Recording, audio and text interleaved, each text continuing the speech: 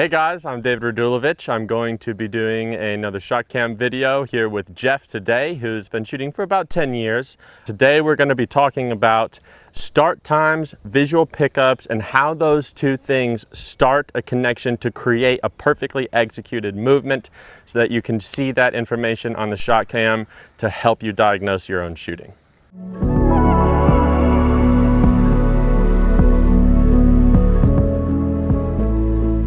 What we're going to do is let's start off with the single B Bravo target on the tower over here. Okay. And we'll go ahead and look at it real quick. On your call, it's going to be a little flat crosser right there. Pull. Bang. Okay, so the goal of this is going to be, you can define the perfect hold point like this. Basically, that we want to find the place where when we start, perfectly in time with the target, that's where that start time comes into play. When we start perfectly in time with the target, that we establish that harmony in our rotational movement as early as possible without being able to feel like a high increase of torque or rotational speed. I want you to just tell me where you want to shoot that. It doesn't matter. All right, let me take another look at one. Sure. Pull. Bang. Okay, so once you just pick where you want to shoot, what you'll do is this is called a 50% test.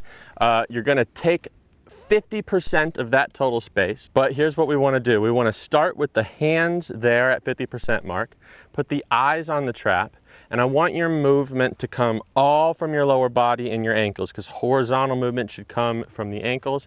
Don't let your hand move horizontally at all. And I want you to just try to match the bird as good as possible and pay attention to if you feel like you're getting beat or like you're waiting for the bird, and that's all. And my eyes all the way back on the trap. Yeah.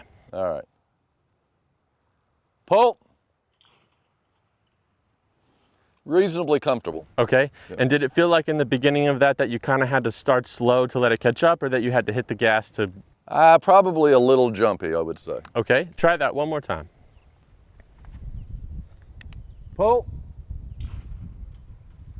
How did that feel to you? That felt pretty good. Okay, so if we have been doing this for a while and immediately like, okay, that's good, then that would be your hold point already. But just so we can test it out and see if we can refine it a little bit better, what I want to do is, when I'm watching that, to me it looks like you can get closer.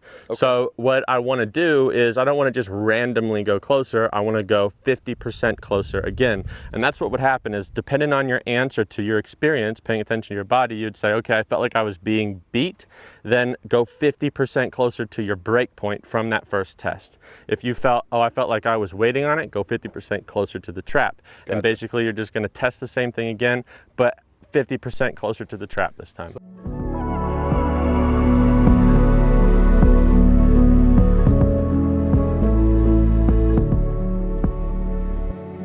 So I keep basically the same break point. Yep, same break point. Come back half and then half again? Exactly right. All right. Pull. That felt like it was past me, and I would have had the speed to catch up with it. Perfect. So now we know that the total halfway mark, I think, is too loose. Yep. And 75% of the way back, which is 50% in between the first test and the trap, is too tight. So let's go 50% in between those two and test that. Okay. Pull. That's pretty comfortable there. Okay. Can you hear that? The trap? Oh yeah. Yeah. Okay. Do one more, and I just want you to start your movement when you hear before you see. Okay. Pull. Oh, that made it a whole lot easier. Big difference, right? Okay. With it. And that felt really good? Yeah. Okay. So here's why I said it'll only just take 2 tries, because basically, let's say you're first up at a station and you get only 2 show pair. If you tested 50% and you started when you heard, that's that perfect start time. Whether we see or not, if we can start when the bird starts, that's where we want to start. and you was like, okay, that was a little too loose, and then you decide to do the second test, 50% of that, and you felt a little too tight, we would already know that halfway in between those two. Halfway is about the best spot. Yes. Yeah. And the reason why we do this 50% test is because what it does is it mathematically makes you find it perfectly as fast as possible. Yeah. Because if you're just randomly guessing, you're never going to find it. And it really, really is important to start perfectly in sync with the bird because of what happens neurologically with the eyes and the body and proprioceptive movement. So now that we have that perfect hold point, we're just going to do something with the eyes because we need to find a perfect focal point. The way that we have to set this up parameter-wise is that it's really, really important to talk about the difference between how the eyes work and why specific types of ocular movement are better or worse for shooting. So basically we have two styles of movement. We have the saccadic movement, which is like real quick, snappy movement. And then we have smooth pursuit ocular movement, which is when you feel your eyes moving really, really smooth and calm and fluid. When you engage in smooth pursuit ocular movement, what's happening is the convergent point, so like where both of your eyes are intersecting, you could also call this your depth perception, is matched at the bird as it's flying through the air, which is actually kind of an amazing thing because it's going in all these different directions. When that's happening, it attaches the fovea of your retina to the thing that you're tracking, which allows you to have the highest level of visual acuity. That is really important because you hear all these coaches say you gotta see the rings or look at something that stands out to you. Basically, that's just a conscious placebo to help you do that without understanding what's actually happening.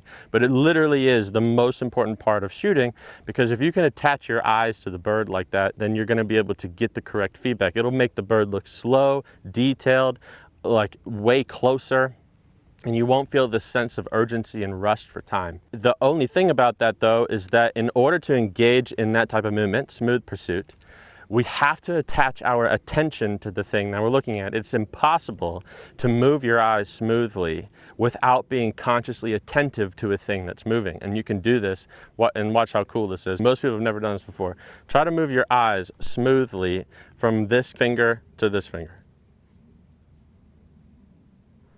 You see how it's like impossible? I would jump from with that finger to the truck to your face. Just a bunch of little snappy saccadic moves. When your eyes do that, when they go from one place to the next, you're not seeing the blur of that snappy movement because the brain consciously shuts that off. You don't perceive it. If you did, you'd throw up. Yeah. Okay? But now, here's the difference. I'm gonna have you just pay attention to my finger, and I'm gonna move my finger, but do this. I don't want you to move your body or your head, just your eyes. Okay. Okay, and let's see if we can get this on camera. So just focus on this. Just move your eyes, not your head. Oh, that's the head. We're doing a sobriety test in the middle of a lesson. All right, officer, I'm sorry. Yes. All right, ready?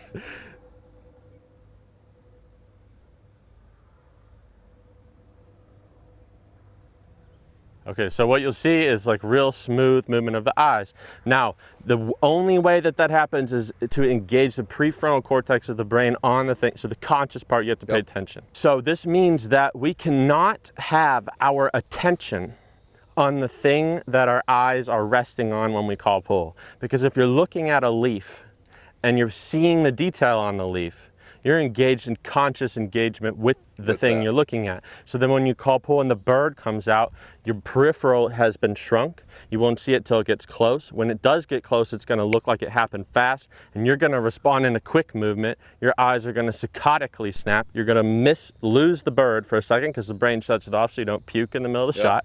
And then you're gonna snap the movement. Everything is gonna be lost. The best way to do this is, I like to separate, a lot of people just call focal point. What I like to do is I like to say center ocular, so like 0, 0 of the XY coordinate of where your eyes are looking. That's center ocular. But then I call a different part is just the area of attention. What I want you to do is find a center ocular position, a focal point, where you can start your eyes and the target won't beat your eyes. Because just like a hold point, we want the eyes to do the same thing. Gotcha. Put your eyes in that place, but what I want you to do is when your eyes get there, you'll be paying attention to whatever you're seeing, but then I want you to, without moving your eyes, draw and pull your attention left towards the trap, you'll lose detail on the thing you're looking at, and you'll gain a wider field of view and your peripheral awareness. You pick a spot and leave your eyes there, but move your attention. Okay, so Yes. I got you.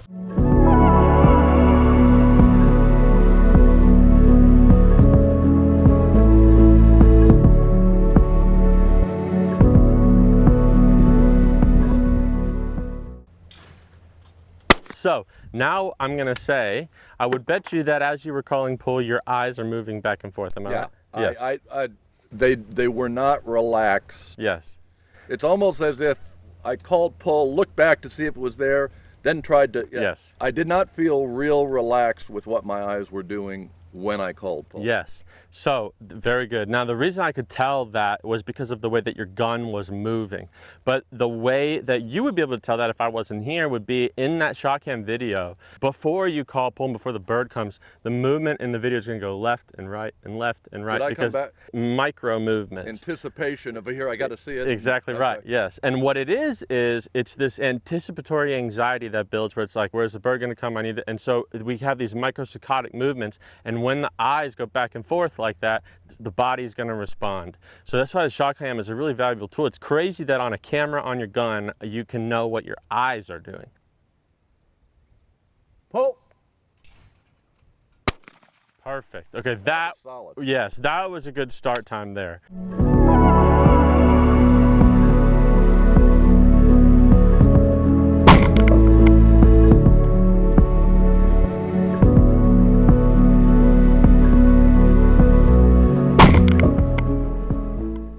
That basically is just a marriage of the perfect hold point, perfect focal point, attention area, not caring about seeing the gun start and moving on motion. No, it felt smooth. I wasn't panicked during it. It was yes. good. Yeah, very good.